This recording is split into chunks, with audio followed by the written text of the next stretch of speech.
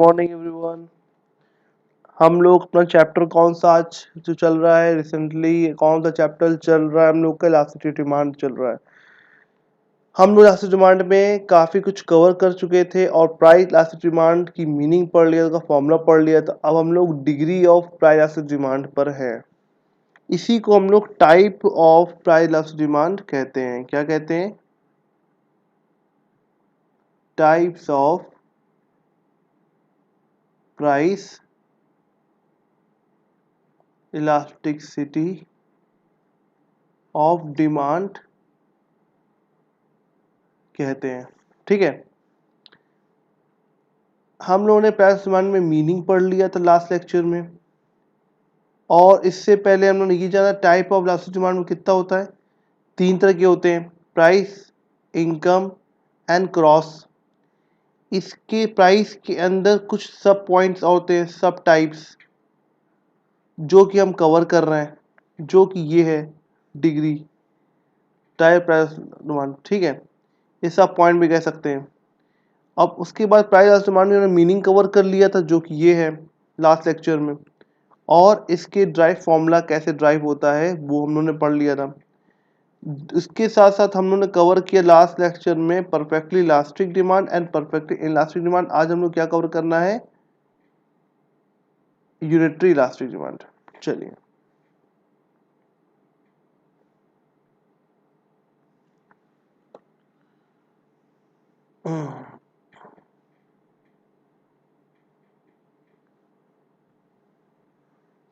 एक blank paper ले लिया, पेन ले लें। हाँ, तो हम लोग थर्ड टॉपिक अपना पढ़ने जा रहे हैं। कौन सा? Unitary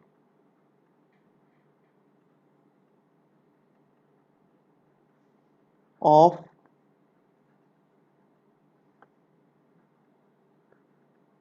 demand. इसका फॉर्मूला क्या होता है? यूनिटरी का मतलब होता है, देखिए, इक्वल,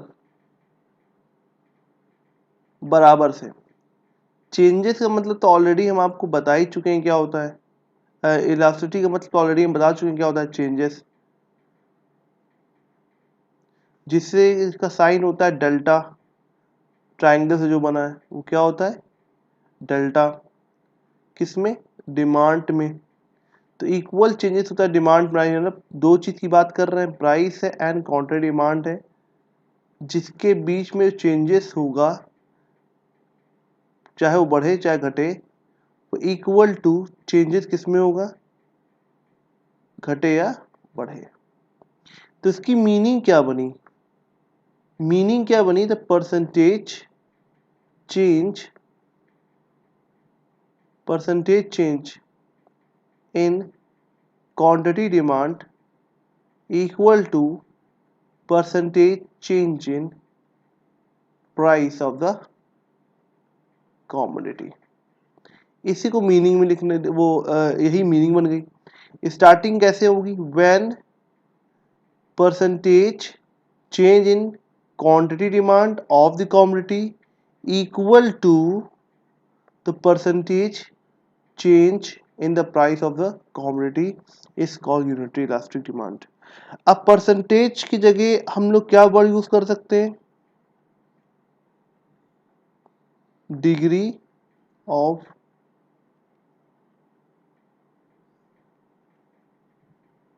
रिस्पॉन्सिवनेस। अगर आप परसेंटेज वर्ड नहीं यूज करना चाहते हैं तो थोड़ा सा और उसको अच्छे से लिखना चाहते हैं तो कैसे लिखेंगे? When degree of responsiveness change, यहां से यहां तक, फिर यहां change in quantity demand of the commodity is equal two degree of responsiveness change in the price of the commodity is called unitary elastic demand। ये इसकी मीनिंग हो गई। अब इसमें ईडी जो होता है वो हमेशा 1 होता है। अब कैसे होता है तो इसको जल्दी जानते हैं। ठीक है, एक नई स्लाइड ले लें।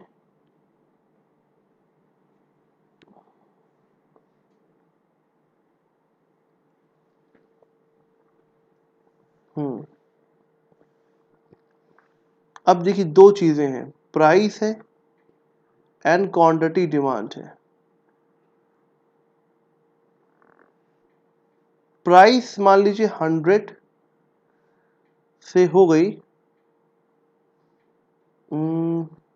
कम हो गई, प्राइस 80 हो गई, और डिमांड जो थी 100 से कितनी हो गई, 120 हो गई। प्राइस के कम होने पे क्वांटिटी डिमांड पे क्या इफेक्ट आया, बढ़ गया। अब हमने फॉर्मूला इसका क्या लिखा था ईडी का, याद करें, change in quantity demand upon demand into price upon change in price, ये फॉर्मूला था। अब इसके बारे में देखते, अब फॉर्मूले पुटअप कर देंगे, ईडी निकल आएगा हमारा। चेंज इन डिमांड देख कितना हो रहा है, डिफरेंस लेंगे, पहले और दूसरे में डिफरेंस लेंगे कितना हुआ, तो सर 20 आ रहा है। डिमांड के केस में क्या लेंगे, ओरिजिनल वाली डिमांड जो पहले थी स्टार्टिंग में, कितनी 100 आ गई, इनटू प्राइस, मतलब सिर्फ प्राइस लिखा है तो ओरिजिनल वाली प्राइस कितनी है 100, और चेंज इन डिमांड प्राइस कितनी है 20, डिफरेंस कितना है 20 का, डिवाइड बाई 20, क्रॉस मल्टीप्लाई हो जाएगा, 100 कट गया, 20 कट गया, तो ईडी हमारा क्या हुआ, वो 1 आया। ठीक है, तो ईडी जो हमारा 1 आया, और वो उसको कंपेयर करते हैं किससे, बेस नंबर से, और बेस नंबर भी क्या होता है 1 ही होता है, तो ईडी इज इक्वल टू 1 हो गया। तो आंसर ये होता है, ईडी कब इक्वल टू 1 होता है, इन case of unitary elastic demand. ठीक है,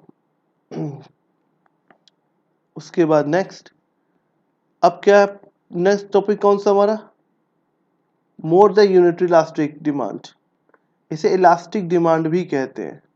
ठीक है, या कह सकते हैं मोर देन यूनिटरी इलास्टिक भी कह सकते हैं। ठीक है, मोर देन यूनिटरी इलास्टिक, या सिर्फ इलास्टिक डिमांड कहते हैं, या इसे एक नाम से और जानते हैं, रिलेटिव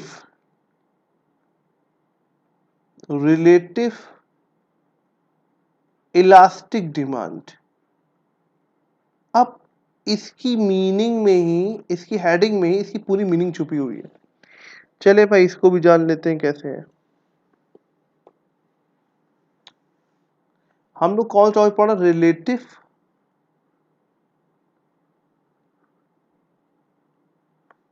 इलास्टिक डिमांड।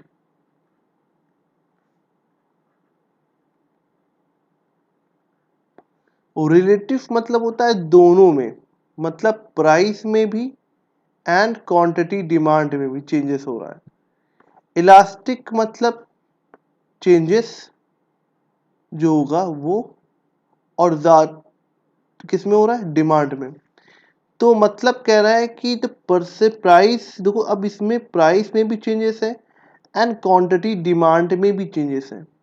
प्राइस में कम चेंजेस होगा, प्राइस क्या हुई, कम घटी, तो डिमांड बहुत ज्यादा इंक्रीज हो जाएगा। ठीक है, अब प्राइस अगर कम बढ़ी तो डिमांड भी क्या होगा, बहुत ज्यादा डाउन हो जाएगा। तो सिंपल उसकी मीनिंग क्या बनी, the percentage change in quantity demand more than percentage change in price, simple सी मीनिंग। ठीक है, तो ये हमारा क्या था, होता है रिलेटिव इलास्टिक डिमांड होता है। अब बात आती है कि भाई इसके अंदर ईडी क्या होगा। ठीक है, वो तो सॉल्व करने पर चलेगा। चले फिर एक टेबल बना ले, ग्राफ बना ले हम लोग।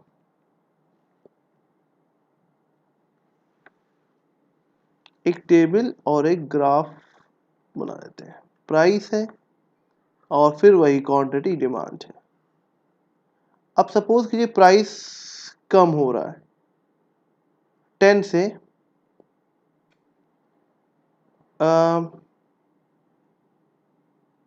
यह बढ़ा देते हैं, 10 से 12 हो गया प्राइस। तो क्वांटिटी डिमांड कम हो गई, 10 से 4 हो गई। देखिए प्राइस के बढ़ने से क्वांटिटी डिमांड क्या हुई, कम हो गई। ये तो भाई समझ में आ रहा है। लेकिन अब यही चीज देखिए, प्राइस के कम होने से कितना प्राइस बढ़ा, 2 रुपए से प्राइस हमारा बढ़ा है। लेकिन क्वांटिटी डिमांड यूनिट हमारी 6 रुपए से क्या हुई है, डाउन हुई है। मतलब कि देखिए 2:1 का 2:1 का रेशियो है, 2:6 का रेशियो है ना। मतलब 1:3 का रेशियो आ गया है कि नहीं। अब इसके अंदर एक चीज और जाने, तो मीनिंग हमने क्या बताया था, percentage change in quantity demand is more than percentage change in price. अब ये चेंजेस जो होता है वो पॉजिटिव भी होता है, नेगेटिव भी होता है। यहाँ पे निगेटिव चेंजेस है, ठीक है, कोई बात नहीं, इससे कोई मतलब नहीं होता। अब ईडी का फॉर्मूला क्या था हमारा, ईडी का फॉर्मूला क्या था, price change in quantity demand upon demand into price upon change in price. रख देते हैं फॉर्मूले में हम लोग आंसर सोल्यूशन को। अब चेंज इन डिमांड कितना है देखें जरा सर, 6 यूनिट। ओरिजिनल डिमांड कितनी थी, 10 यूनिट। प्राइस हमारा कितना था ओरिजिनल, 10। चेंज इन कितना हमारा 2, 10 10 कट गया, 2 1 जा 2 3 जा, तो ईडी हमारा क्या आया 3। इसको 1 से कंपेयर करेंगे, जो 1 है, तो ये ईडी इज मोर देन 1 हुआ कि नहीं हुआ, 1 इज अ बेस नंबर, ठीक है। तो ईडी, तो हम ये लिख सकते हैं ईडी इज मोर देन 1 लिख सकते हैं। और ईडी इज मोर देन 1 किस केस में होता है, आंसर इससे बनेगा, क्वेश्चन इससे पूछाएगा in which situation ED is more than 1।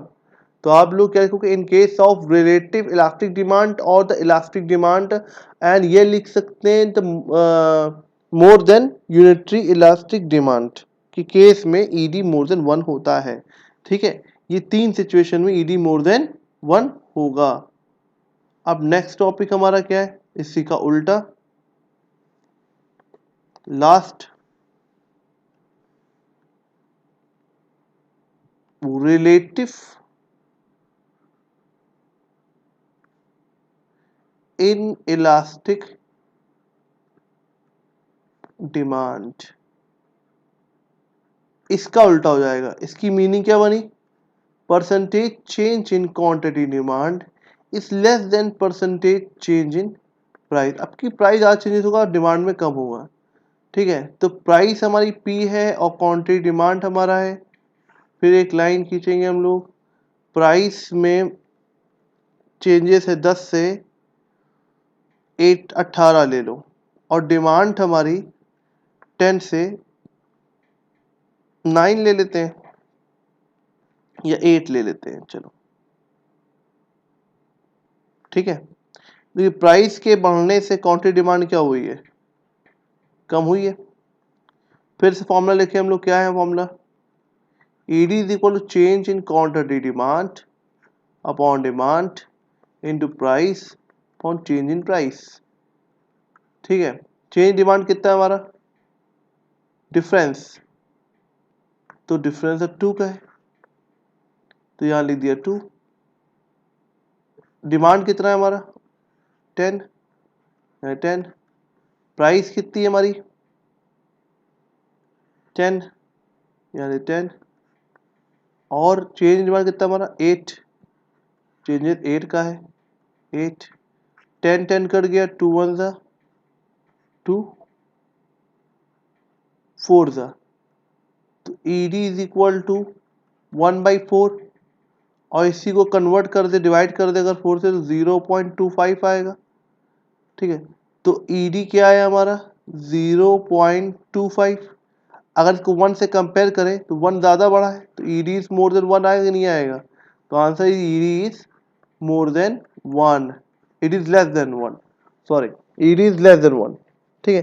तो ईडी लेस देन 1 किस में इन इलास्टिक डिमांड में होता है। अब ये सारी चीज़ें हैं, आप लोग इसे लिख लो।